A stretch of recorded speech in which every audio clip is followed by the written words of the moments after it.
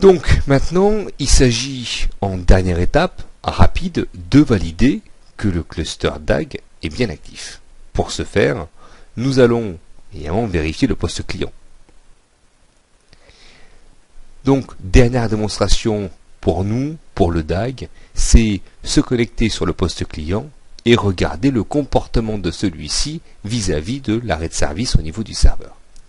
Je reviens sur le MBX2. Ici, je vais refaire un test. Vous voyez, je vérifie dans quel état est le serveur 1. Il est toujours down. Je retourne sur le EX-MBX1. On va actualiser. Je vais donc lui revoir la console pour réactualiser quand même le cache. Et je vais me loguer sur le client 1. Et ici, vous voyez que le client 1, donc Evinazza, situé sur la base de données, on va voir laquelle tout de suite. EXMBX1, pas disponible. EXMBX2, je vais sur le destinataire, je prends mon client Evinazza, je regarde les propriétés, hop, affichage, ajouter une colonne, base de données. Et je vais la déplacer vers le haut. Donc Evinazza est donc sur la BDD 1 MBX2. La BDD 1 MBX2. Donc qui est ici. Qui est bien monté donc sur le serveur 2, appartenant au groupe de disponibilité. On peut voir que cette base est bien montée sur le serveur 2 et que le client n'est pas déconnecté. On va refaire un test maintenant complet où on va aller sur le serveur EXMBX1. On va lui laisser reprendre ses esprits tout doucement et ensuite nous allons de nouveau promouvoir les bases actives sur le serveur numéro 1. Voilà. Je reviens sur mon serveur 1. Donc les bases de données sont ici.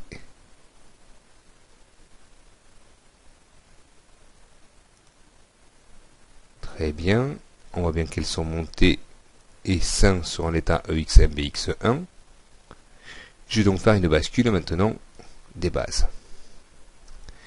Donc je sélectionne BDD1 MBX1 et je vais ici déplacer la base de données de boîte aux lettres active.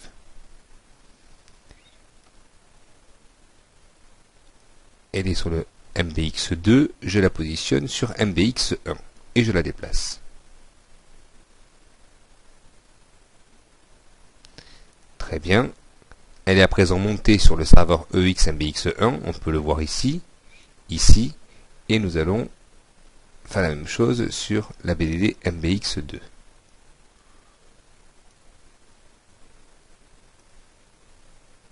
Et déplacer.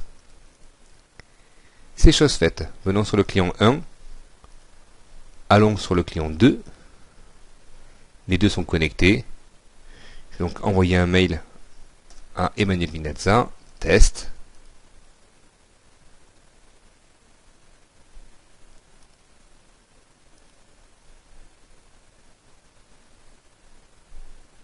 Il met un peu de temps. Je pense qu'il va aussi avoir du mal un petit peu à retrouver ses petits.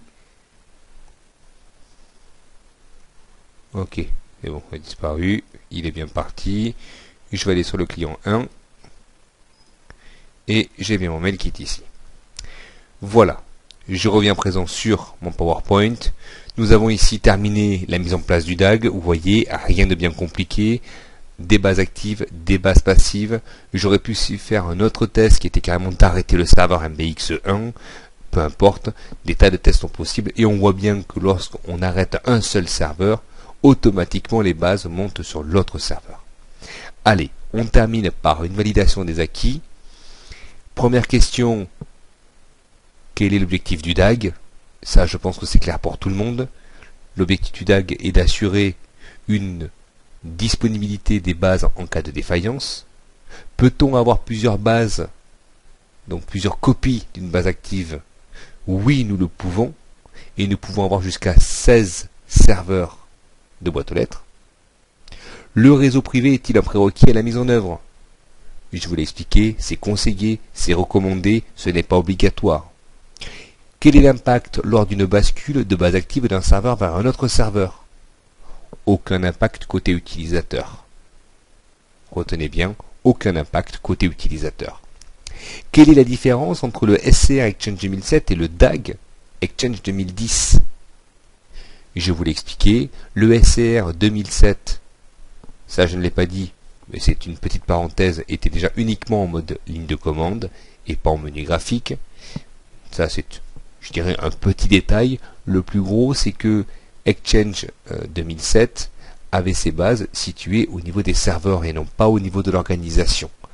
Ici, dans le DAG, ayant positionné les bases et donc le groupe de disponibilité au niveau de l'annuaire, tout en haut, la bascule d'un serveur à un autre est quasiment instantanée pour le poste client. Voilà. Nous en avons terminé avec ce cours sur le DAG. Je vous mets en lien utile quelques liens sympathiques sur la mise en place de configuration de DAG. Toujours un des blogs que je préfère, celui de Monsieur Lobel en personne, très très bon site. Les liens TechNet, comme d'habitude, et des guides de connaissances, des guides de pas à pas sur la mise en place d'un cluster haute disponibilité DAG. Tout ceci, bien évidemment, est disponible dans la formation.